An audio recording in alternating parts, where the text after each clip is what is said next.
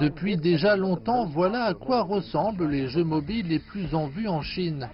Mais très récemment, deux jeux sont devenus très populaires et ils sont radicalement différents des précédents best-sellers. Celui-ci vient du Japon, il s'agit de nourrir une grenouille qui voyage beaucoup. L'autre, appelé Evil Lover, est un jeu chinois dans lequel le joueur incarne une productrice de spectacle qui a des rencontres romantiques avec non pas un, mais 4 hommes incroyablement beaux. L'intrigue et le style visuel sont bien mieux que ceux des autres jeux existants. Je dois prendre soin de mes enfants et faire les tâches ménagères. Ça m'occupe énormément. Mais pour ce genre de jeu, je ne consacre 10 à 15 minutes par jour. À l'évidence, ce jeu répond à de nombreux critères demandés par les joueuses, mais voici où réside la nouveauté. Le jeu est basé sur l'utilisation de cartes virtuelles. Lorsqu'on aime l'un des personnages, ce qui arrive à beaucoup de joueurs passionnés, et qu'on souhaite collectionner toutes ces cartes, le joueur doit, vous l'avez deviné, verser de l'argent. Ils n'ont jamais dépensé d'argent dans les jeux, mais ils l'ont fait la première fois dans Evil Lovers. On tire les cartes.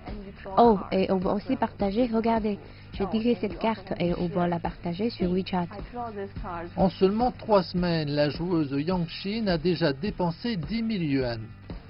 Ce qu'on peut retenir dans ce cas, en plus de la popularité du jeu, est que le secteur considère la communauté de joueuses avec davantage de sérieux.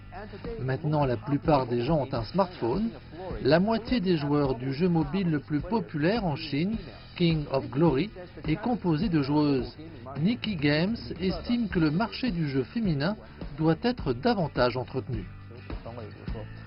Quand on ouvre n'importe quel site web d'actualité sur les jeux, voici comment sont classés les différents genres.